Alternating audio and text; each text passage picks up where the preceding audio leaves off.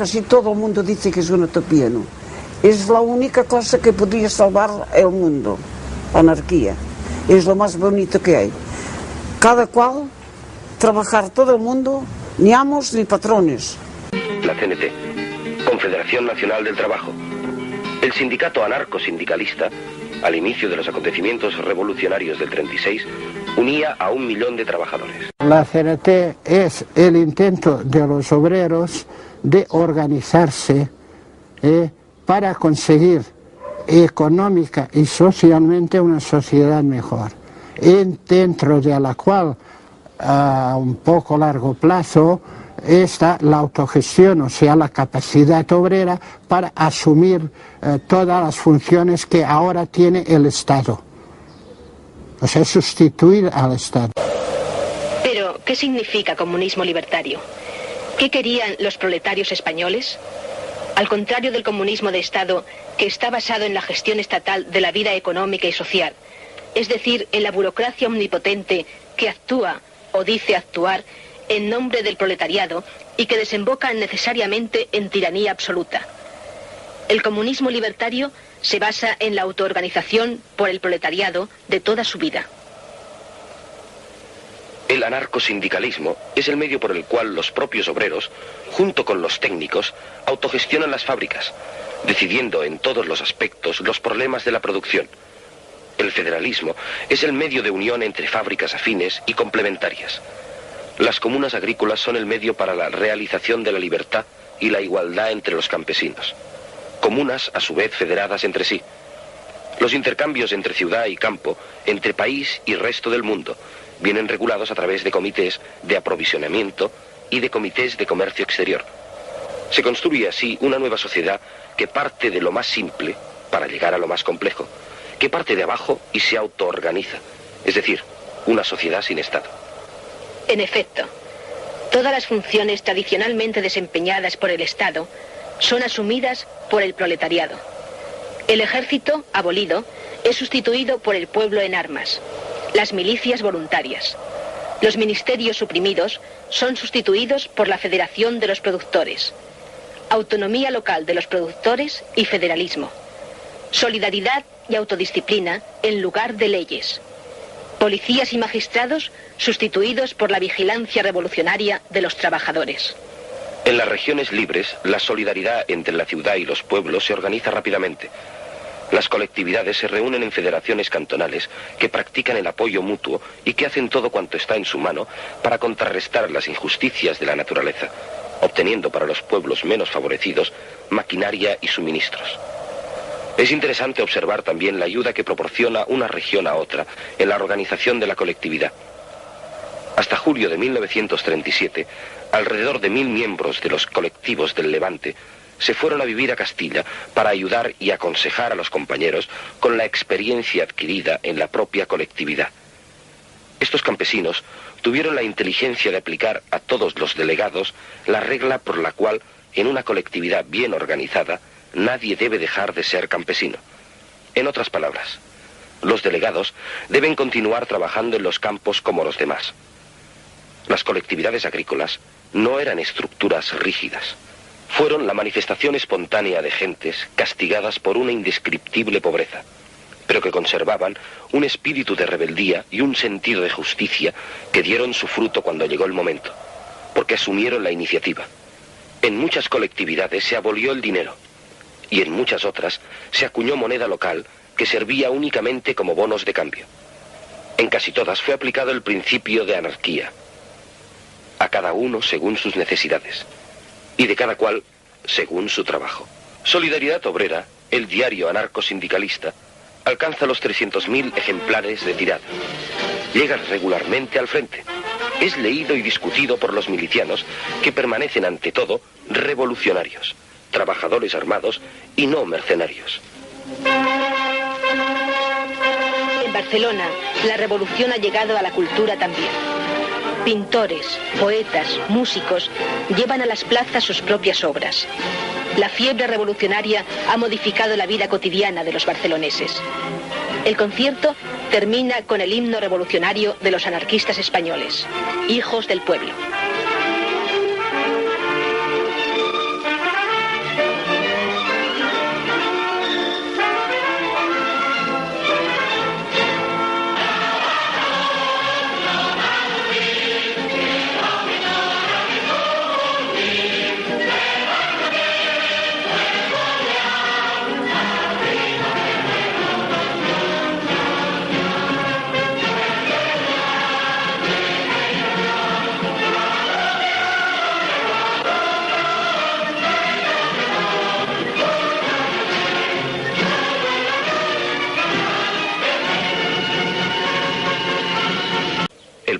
Bujaraloz, es liberado y se convertirá, gracias a su posición, en el centro operativo de la columna Durruti. La columna se organiza en grupos, luego en centurias y estas en agrupaciones. No hay oficiales ni suboficiales, sino delegados electos. A las familias de los milicianos se les entrega el salario por parte de los compañeros de trabajo que permanecen en Barcelona, autogestionando las fábricas. Los milicianos son bien acogidos por la población. Un orador de la milicia les explica que la tierra es de quien la trabaja, que la milicia protege a los trabajadores y prohíbe la explotación del hombre por el hombre. La tierra será trabajada de forma colectiva o individual, según la libre decisión de cada uno. Con el avance de las columnas, avanza también la revolución en el campo. El abastecimiento es proporcionado a la milicia directamente por los campesinos. En el transcurso de pocos meses, gran parte de los campos de Aragón, Levante y Cataluña, serán trabajados en un régimen colectivista espontáneo. Casi 3 millones de campesinos se organizan en 1.700 colectividades autogestionadas, según criterios igualitarios, sin patronos ni burócratas. Un enorme experimento popular de comunismo libertario.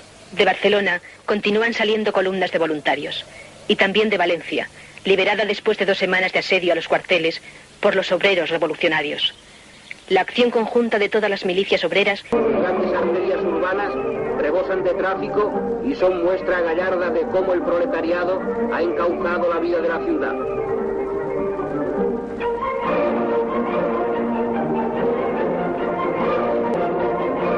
El comité.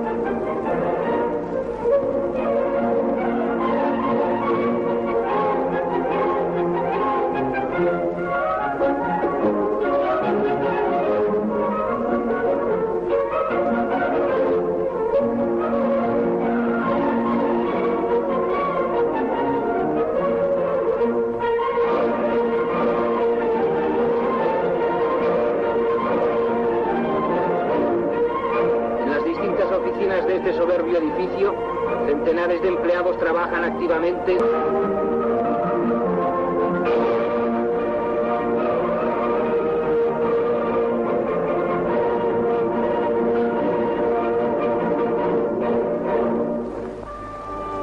Uno de los locales habilitados como almacén es el antiguo Palacio de Proyecciones, desde el que se reparte exclusivamente. Obsérvese el movimiento y actividad febril del antes inútil Palacio de Proyecciones, y no cabe dudar de que está bien abastecido.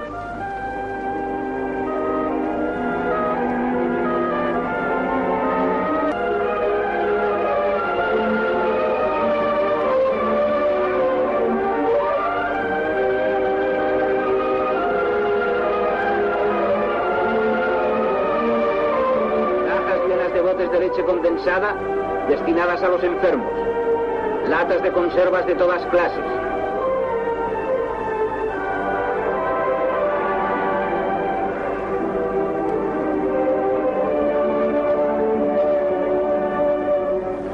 cuantos productos son necesarios para subsistir y recobrar las perdidas energías los enfermos y los heridos que llegan del frente de batalla.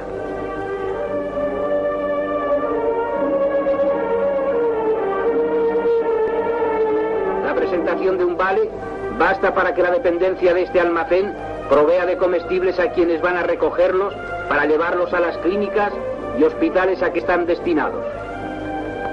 Hay repartidos por todo Barcelona otros muchos almacenes como el del Palacio de Proyecciones. Cada uno de ellos tiene una misión distinta. Este que vemos ahora en la calle de Pallars envía los géneros de que está repleto al frente de Aragón.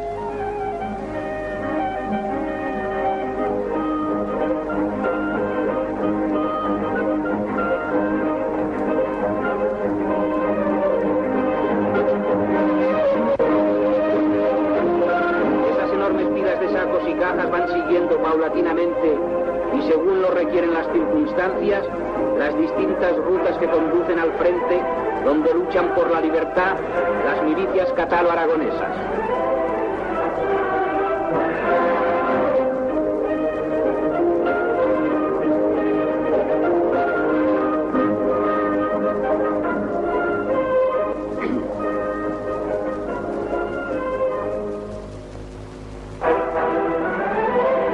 de carne como la de ternera y la de cerdo sirven para la fabricación de embutidos, como en esta fábrica de Manlleu, que también está controlada por Abasto. Estos embutidos tienen distintos nombres según la mezcla de carne que entra en su elaboración y según también la manera de trabajarla. Así se convierten en mortadela, salchichón, fuet y otros embutidos igualmente apetitosos.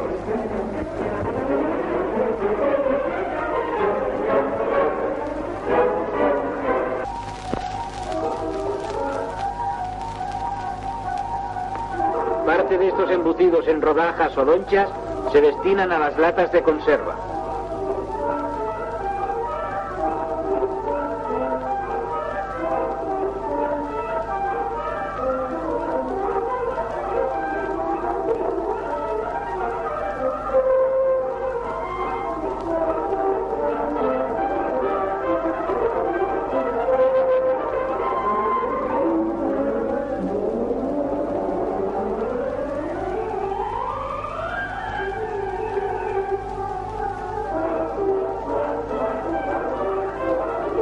De la fábrica de embutidos pasamos a otra de pastas para sopa. Muestrario de la fabricación y la fábrica puesta en marcha después de 2 años de completa inactividad por sus propios obreros.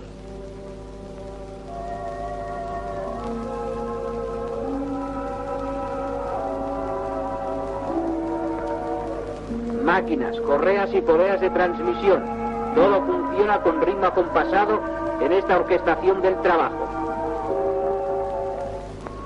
La masa va cayendo en la giratoria que la va afinando, preparándola para darle luego en otros aparatos y máquinas caprichosas formas.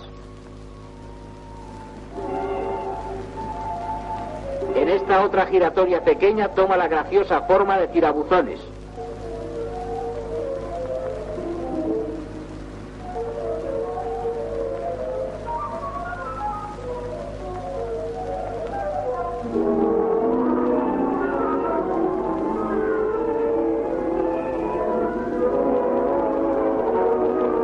Y en la giratoria grande se convierte en panes que va tragando vorazmente la prensa hidráulica.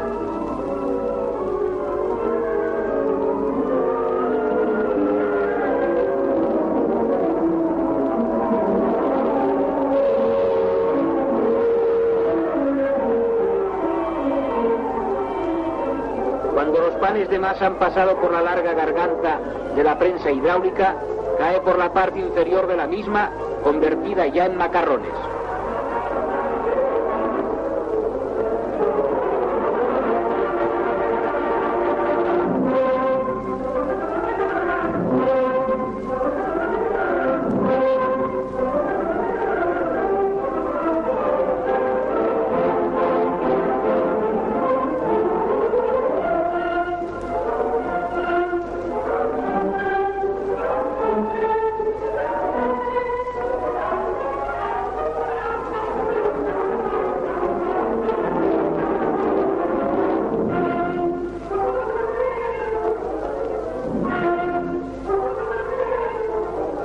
La mecánica con la fina pasta de fideos forma unos primorosos ovillos. Es curioso observar cómo esta máquina, bajo la mirada vigilante de un obrero especializado, realiza una labor tan perfecta.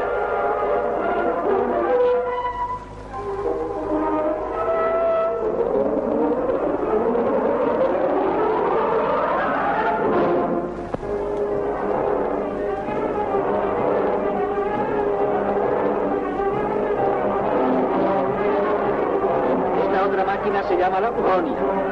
Por la Bolonia pasa la pasta ya afinada por las giratorias como una pieza de tela. Pero al llegar a los finos dientes que tiene la Bolonia, la pieza de tela que simula ser la masa queda convertida en diminutos lacitos como los que podría adornarse la cabeza de un bebé.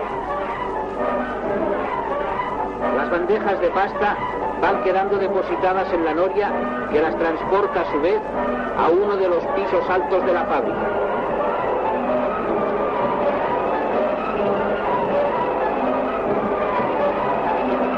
En dicho piso hay otras obreras que colocan las bandejas de pastas en los secaderos.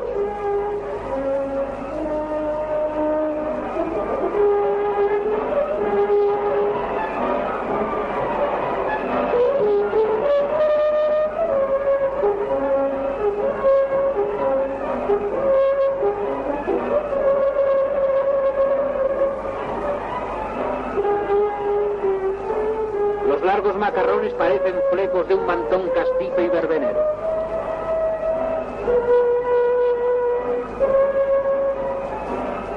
Luego, ya secas las distintas pastas para la sopa, se procede a su empaquetado.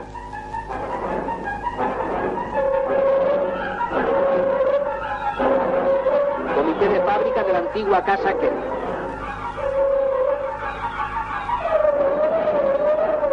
¿No habéis bebido nunca leche pasteurizada o cacaolat? Aquí tenéis cómo se elaboran estas bebidas nutritivas. Los jarros de leche son vaciados en la báscula.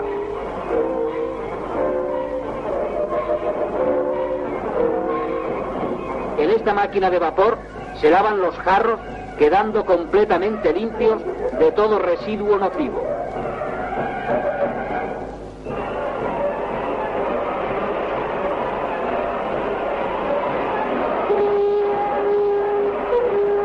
La misma operación se efectúa con las botellas que han de contener el blanco líquido.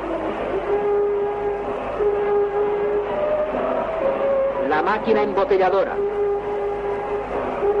y la entaponadora.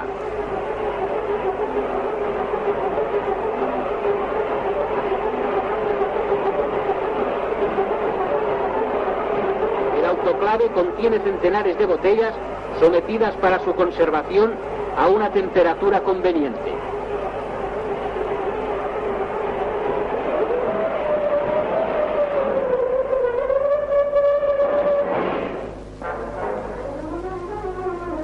Otra gran industria que funciona bajo la dirección de un comité obrero de la CNT, la fábrica de galletas Victoria. Volvemos a la fecunda armonía de las máquinas, la draga.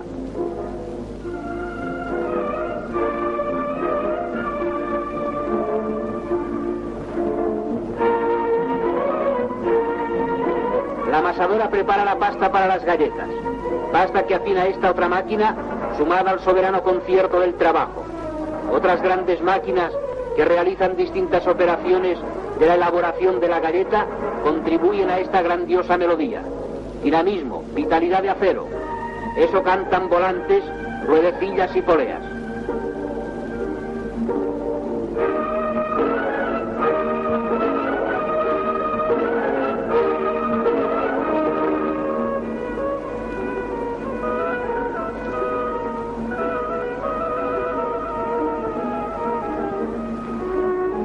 El transbordador transporta la galleta.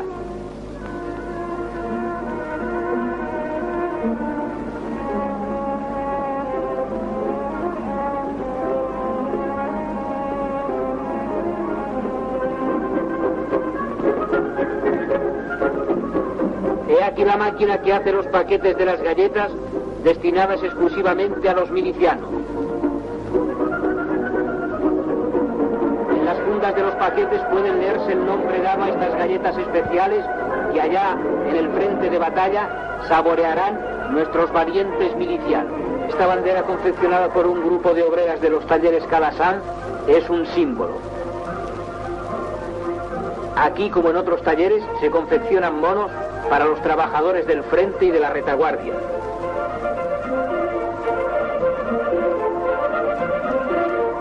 Los pies de las obreras hacen girar velozmente las ruedas de las máquinas de coser. Y las máquinas giran y giran sin cesar en una labor febril que es el tributo que la retaguardia rinde a los que luchan heroicamente en el frente.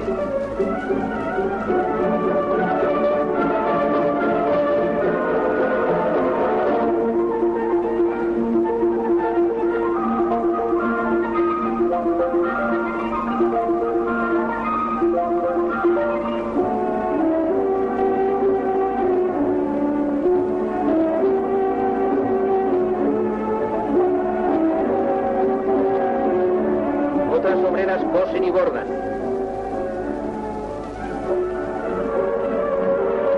Otras aún se dedican al plegado de los monos.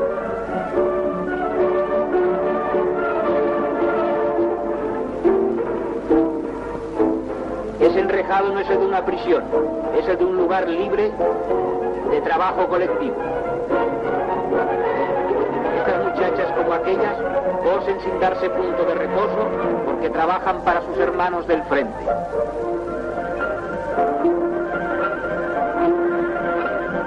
A las ruedas de las máquinas suceden las ruedas de los camiones que van a cargar o han cargado ya víveres destinados a distintos lugares de reparto y aprovisionamiento. Por carreteras y calles van los camiones en direcciones distintas hacia el lugar de su destino.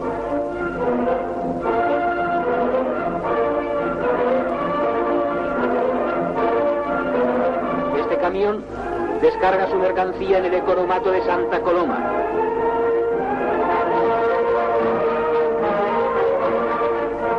El economato va surtiendo de comestibles a todos los obreros de la barriada.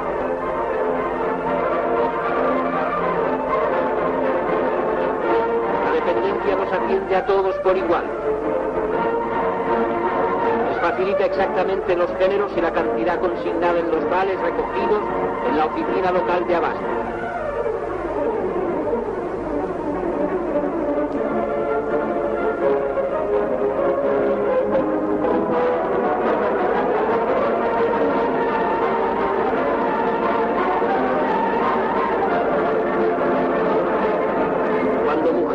Hombres y niños salen del economato, llevan los cestos bien repletos de provisiones de boca.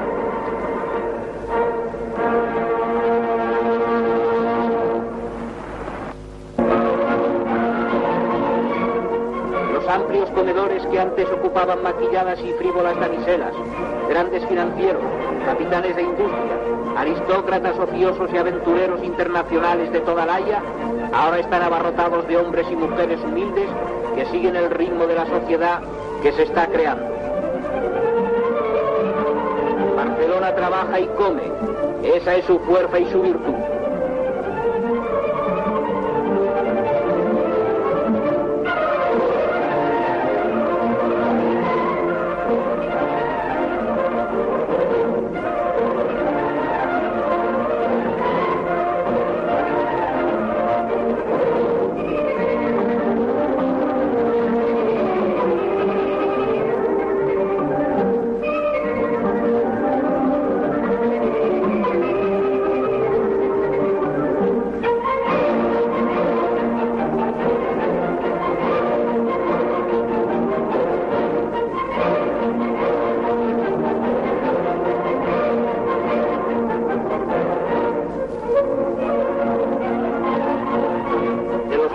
Populares de la retaguardia, nos trasladamos al campamento de Durruti en el sector de Bujarador. Esta monumental paella es apetitosa y con qué esmero la prepara y condimenta el camarada cocinero.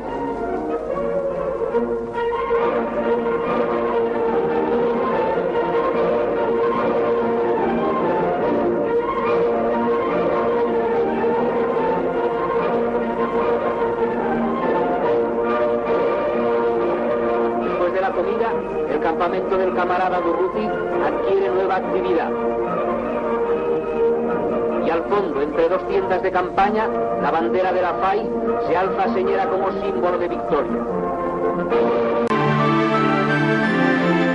El Consejo de la Escuela Nueva Unificada nace con el objetivo de promover una escuela única, gratuita y laica en lengua catalana.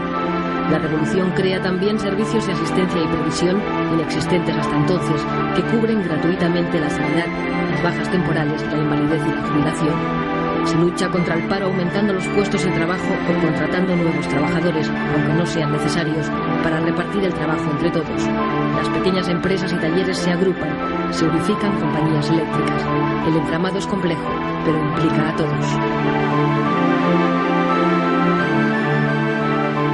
Nos sentíamos involucrados y luego, claro, nos daba un protagonismo y una responsabilidad que asumimos, diría yo, muy a gusto. En las asambleas lo que se discutía, no tú que serás, yo que seré, sino cómo mejorar la producción, cómo el trabajo organizarlo mejor, cómo quitar intermediario entre una acción y otra, porque claro, una fábrica es compleja. Tienes que ser consciente de que trabajas para ti, entonces, que ya no mantienes a ningún patrón, aún trabajas con más anhelo. allí se estaba exento de luz, de agua, de escuela, de todo. Allí no había que pagar nada. Y no había egoísmo de nada. Nada, ni egoísmo no existía. ¿Cómo va a existir si no hay dinero? Cuando no hay dinero no puede haber egoísmo. Hoy lo dices y no lo comprende la gente, pero que no, que se asumió bien. El haber hecho la colectividad, como crear la colectividad, la inmensa mayoría del pueblo lo encontraron muy bien, y esto que no eran sindicalistas ni eran anarquistas, todos.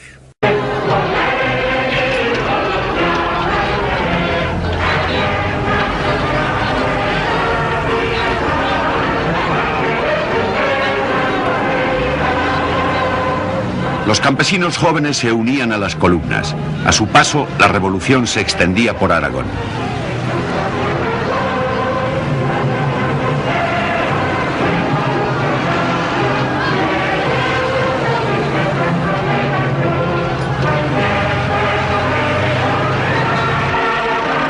El viejo sueño anarquista de crear colectividades rurales se convirtió en realidad en Aragón. Todas las formas de producción pasaron a manos de la comunidad. Las colectividades rurales estaban dominadas por los anarquistas. Mas de las Matas es uno de los pueblos aragoneses colectivizados en ese verano revolucionario del 36. Fue una experiencia que el pueblo no ha olvidado. Estos tres hombres eran jóvenes anarquistas que participaron en colectivización de Mas de las Matas. Se les buscó un local. Benigno Castañer era ebanista. Mis máquinas fueron las primeras que fueron al taller colectivo. Se hizo un taller ahí a las afueras, suficiente grande, y todos los carpinteros fueron ahí. Entre ellos nombraron un delegado, que es el que estaba en contacto con el comité. Lo mismo que se hizo para carpinteros, fueron los albañiles, fueron los barberos, fueron los herreros, unos y otros, todos así, los sastres también. Pues como todos estaban dentro de la colectividad voluntariamente, los barberos están todos voluntariamente. Sí.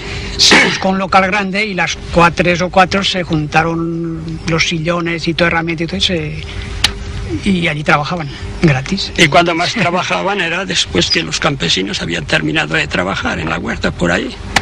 Porque también hubo inconvenientes con eso. Algunos decían, ay, estos barberos, estos grandules que de día se pasean por ahí, pero tengo que decir, pero trabajan la noche.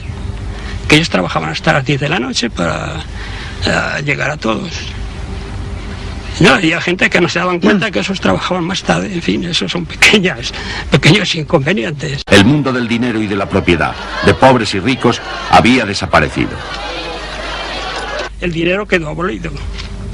Como ya he dicho otras veces, pues se creó la tarjeta familiar, que estaban todos los miembros de la familia, y había una cantidad asignada de los artículos que no se tenían aquí. Por ejemplo, el azúcar, el arroz, mismo la carne, que había los 100 gramos por día por persona. Pero era para todo el mundo igual, ¿eh? No había preferencias. El resto, como he dicho otras veces, lo de la huerta, esto todo el mundo comía a voluntad. O sea que el dinero quedó abolido completamente en el sentido interno. El primer problema que hubo es que al ser todo gratis, te acuerdas del tabaco, el café, bueno, sí, ese es un problema que se creó. Sí, todo claro, el mundo quería tomar café porque era gratis. Todo el mundo a fumar, o por lo menos recogerla. Y eso hubo que rectificarlo. Entonces hicisteis los racionamientos del tabaco. No, el tabaco estaba racionado, pero no podíamos negarlo a nadie. Eso fue una contradicción para nosotros, porque queríamos suprimir los vicios y nos dimos cuenta que al darlo gratis, pues había más que fumaban. Pero no podíamos negarlo a nadie. En todos los pueblos aragoneses colectivizados se dieron experiencias semejantes. Yo entré, pero convencido de que propio nada. Mis casas se quedaron casi llorando y yo llevé los machos, los dineros que había y la comida y las ovejas, todo lo entregué allí, pero con un entusiasmo que ni me di cuenta ya, y trabajando igual. Denegado esto, pues creo que eso ya se comprende. Nos hicimos cargo de todas las mercancías que teníamos y además un pueblo que no da trigo, pues veníamos a Levante y lo cambiamos por azúcar. Pues teníamos la fábrica de azúcar, pues había una cosecha ya. Y de allí nos llevábamos chocolate y cosas, intercambios. Y ya con el carbón ya se traían mercancías de calzado, de vestidos, de todo eso para el pueblo, y ya se traían de afuera. Se nombraba cada pueblo una delegación representativa de cada pueblo, y allí se construyó en Benicarló, digamos, la Federación de Colectividades. Tras la expropiación espontánea de tierras y fábricas, bajo la organización de la Central Anarcosindicalista, Alcoy se convierte en un ejemplo de autogestión obrera con las industrias colectivizadas en su totalidad. Se crea el CLUEA, el Consejo Levantino Unificado de la Exportación de Agrios, encargado de coordinar directamente desde las colectividades la venta al extranjero. Muy pronto este organismo, nacido de la Revolución... Y en el extranjero ya teníamos, en París, en Bruselas, en Holanda, en fin, todas esas cosas, pero que ellos funcionan perfectamente y cada vez mejor, cada vez mejor. En Asturias, la CNT y la FAI forman parte del Consejo de Asturias y León, del que Ramón Álvarez es consejero de Pesca. Los obreros eran los administradores de las industrias. Nosotros seguimos sin hacer colectividades de una manera anunciada, pues de una manera soterrada. En Levante hubo colectividades, en Andalucía hubo colectividades, en Castilla hubo colectividades para todo, pero tan homogéneo como en Aragón no la hubo en ninguna parte.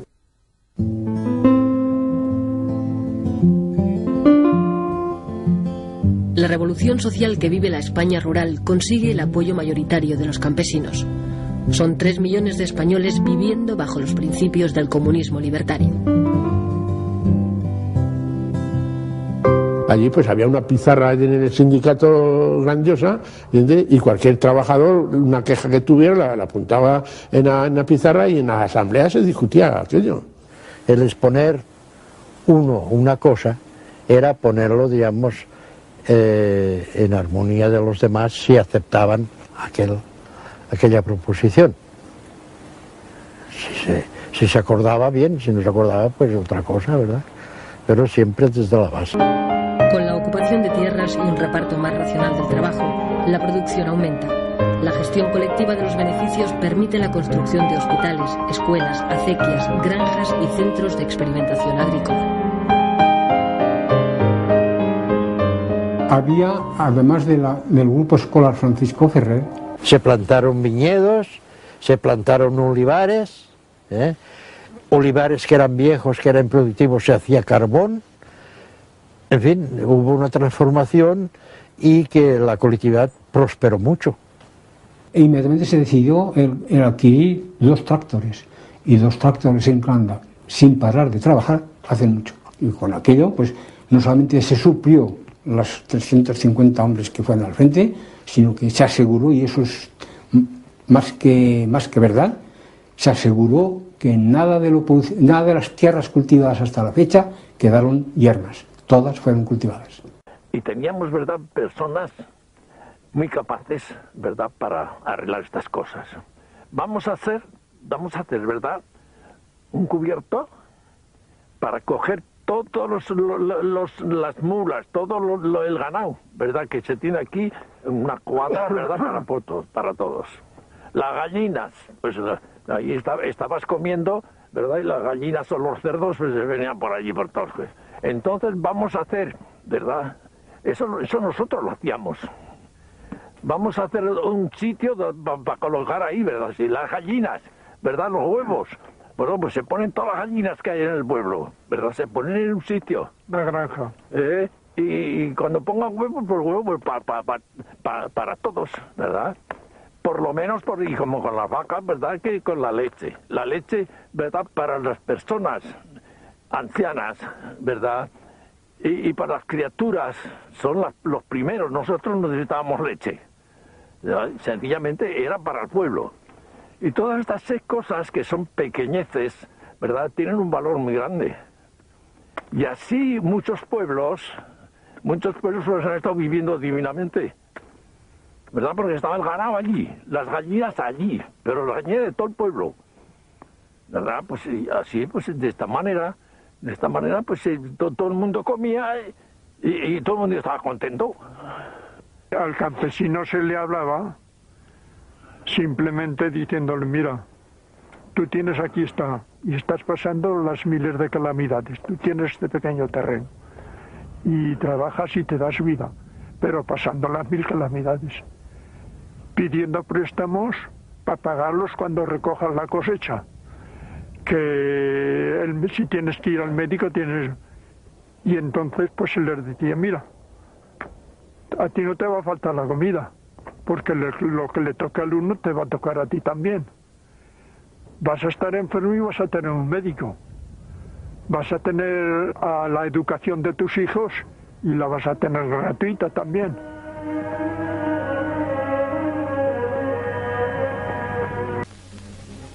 A la salida de la estufa, el tronco es recogido otra vez por un montacargas y conducido a la máquina de contrachapeado, esparciendo un agradable olor a pan recién salido del horno. La chapa de madera fluye suave y continuamente, como una pieza de tela que se desenrollase. Los troncos más delgados pasan a otra máquina, en donde se les convierte en tableros estrechos, utilizados para combinaciones de dibujos, aprovechando las vetas naturales de la madera. Los tableros se construyen encolando chapas grandes y pequeñas. Para elaborar la cola es necesaria una materia prima que venía del exterior. Al plantearse el problema de su escasez, los mismos obreros han hallado el modo de obtenerla sin que desmerezca en nada la calidad del producto, un dato que demuestra la capacidad creadora del obrero español superior a la de la inepta burguesía que lo esclavizaba. Tras pender del secadero durante varios días, los tableros, recortados por los bordes y clasificados por tamaños, pasan a los talleres de muebles.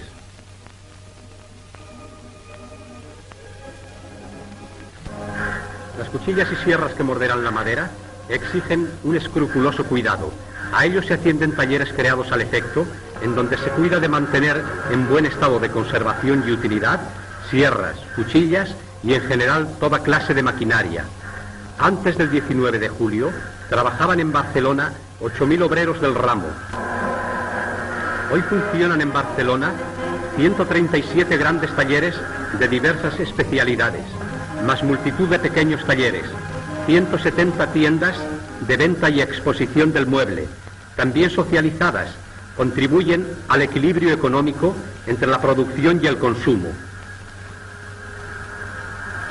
Diversos talleres de la sección trabajan activamente para la guerra antiimperialista y revolucionaria que mantiene el pueblo español produciendo carrocerías de camiones, de esos camiones que abastecerán el Madrid heroico y asegurarán los transportes a los diversos frentes al roncar de sus potentes motores, construidos también en España, en Cataluña, bajo el signo de la CNT. También se dedican otros talleres a construir cajas para municiones y bombas de mano. Eran talleres de embalajes cuyos obreros estaban muy lejos de suponerse enrolados a la costosa aportación de esfuerzo que toda guerra supone. Trabajan con entusiasmo hoy, con la vista fija en el mañana, cuando el taller se reintegra a la pacífica tarea de construir inocentes embalajes comerciales.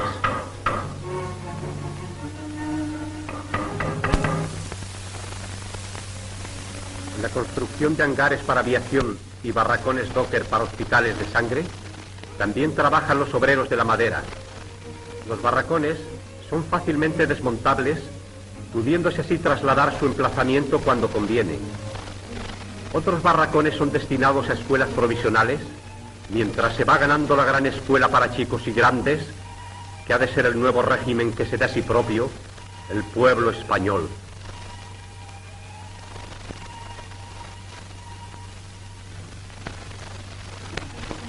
Debido a la escasez de alambre tan necesario en las trincheras, los 4 talleres que construyen somiers en Barcelona estaban a punto de cerrarse. Pero un obrero de estos talleres, Antonio Gómez Rengel, ha tenido la idea de sustituir artífice en primer plano. En un taller de hormas podemos comprobar cómo ha sido sustituido el hombre por la máquina. Hacer a mano un modelo perfecto de horma supone ser un artífice de la madera. Colocado un modelo en una serie de máquinas iguales, de un informe tarugo obtenemos el modelado de un pie ideal, como para cantarlo los poetas de antes, cuando las mujeres solo nos enseñaban el pie, por lo menos en público. Aquí tendrían motivo para unos cuantos libros de versos pedestres, aquellos exquisitos bates. Veamos cómo aún se fabrican toneles, a cuyo contenido recurre el hombre para variados fines y en diversas...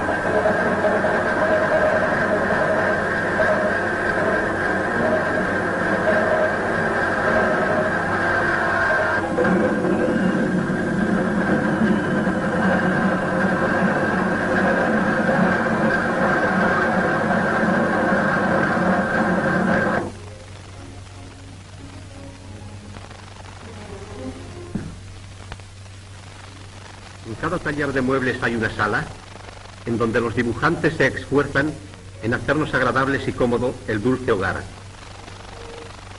Como la sección madera pertenece al Sindicato de Industria de la Edificación, Madera y Decoración, se estudia la posibilidad de llegar en breve a conseguir armonizar la arquitectura y la decoración, edificando casas y conceptación en el público, superando la demanda a la producción.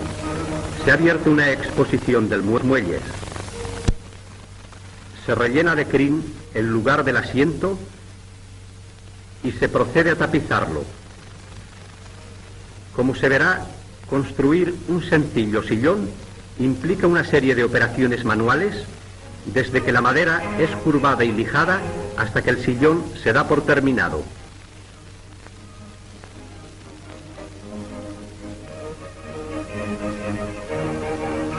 Estamos en el taller confederal número 33.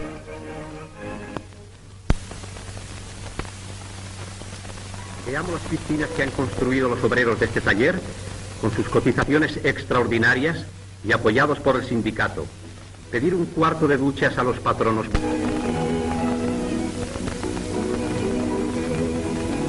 Ved la obra terminada en la exposición de muebles de una tienda socializada. Hasta que esta belleza sea comprendida y disfrutada por todos, del más alto al más bajo, la humanidad tiene un camino por recorrer y una lucha planteada. No solo de pan vive el hombre, se ha dicho, en efecto. Y eso es así, porque el hombre liberó sus manos de la tierra y aprendió a servirse de ellas para elaborar objetos útiles y bellamente decorativos, desarrollándose a la par que su destreza, su inteligencia. Contemplemos el lujo, el arte, sin odio, al margen de la lucha contra los poseedores de la riqueza de todos. Obra proletaria es, y en ella está el pan de muchas familias, la satisfacción personal del artista y del constructor, y el goce egoísta del comprador, mientras la sociedad necesita el dinero como signo de valor en el intercambio de productos. Ajá, aquí tenemos a dos tortolitos que preparan el nido. Comenzaron tal vez por escribir sus nombres en el tronco de un árbol, enlazados por un corazón, y hoy vienen por aquel tronco de árbol convertido en muebles. Hay muebles para elegir, muebles modernos, de líneas sobrias y elegantes, pero nada de esto parece gustarles. Sin duda estos muebles no están construidos con aquel árbol que sancionó en plena naturaleza la unión de sus destinos. Tal vez no los crean adecuados a la calidad romántica de su amor. Tal vez les parezcan caros, o tal vez tengan un gusto detestable.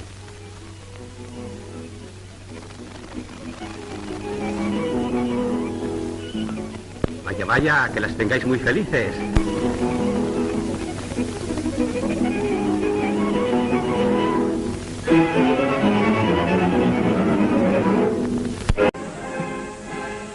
Testigo de esto es que solo después de los días más duros empezaron a campear otros rótulos sobre coches que ya sin riesgo alguno recorrían en alegres caravanas las avenidas de Barcelona.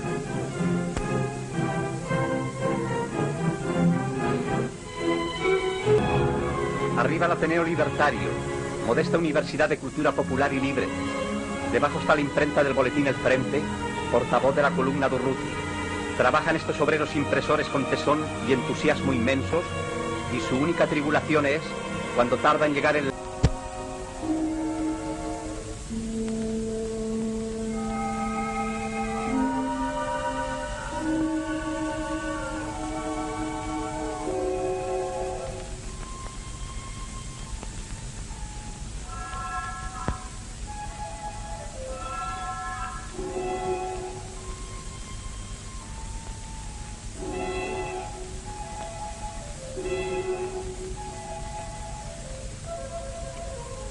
Los viejos, viva la CNT, viva la FAI.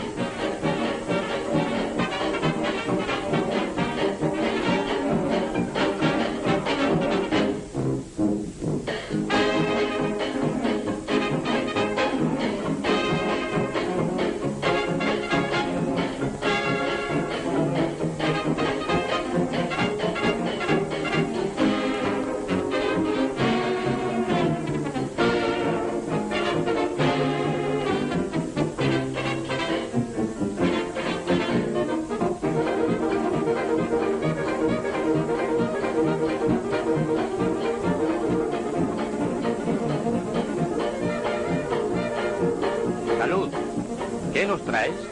Os traigo unos trozos de la vida del verdadero pueblo que lucha y construye un nuevo mundo. ¿Qué título llevará? Bajo el signo libertario.